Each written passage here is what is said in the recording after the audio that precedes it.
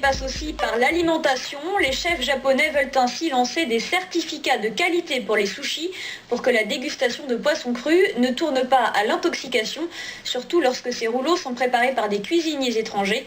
En Polynésie, les préparateurs ne sont pas opposés à ce label, à condition d'en savoir plus. Eric Tang et Hiro Terorotua. C'est l'arme fatale pour relever la température des produits.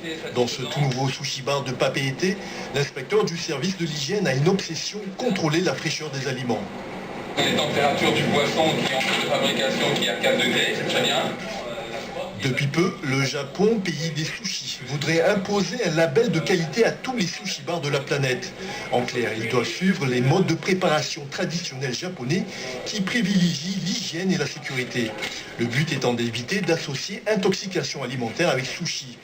Une réputation à défendre qui passe logiquement par le respect de la chaîne du froid. Entre le moment où la bête a été tuée, le poisson a été tué, et puis le moment où il est travaillé, préparé. Donc plus c'est court, plus c'est frais. Et toute cette période entre le moment où il est tué et le moment où il est travaillé et consommé, il faut le garder à 4 degrés, enfin, inférieur à 4 degrés.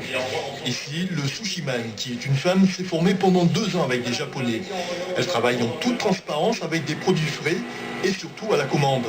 Donc pas de sushis fabriqués plusieurs heures à l'avance, en moyenne une demi-heure avant que le client ne vienne les prendre. Pour le patron, un label imposé par le Japon ne poserait pas de problème, à condition d'en connaître la teneur. Nous sommes capables de le faire, donc nos poissons sont frais, nous avons les structures, nous avons les logistiques, et puis on est là pour faire en sorte que les consommateurs soient au mieux. Voilà. Maintenant, il faut définir les critères.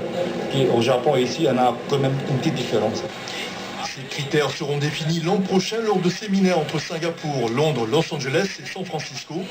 En attendant, les Polynésiens continueront à manger des sushis made in Tahiti.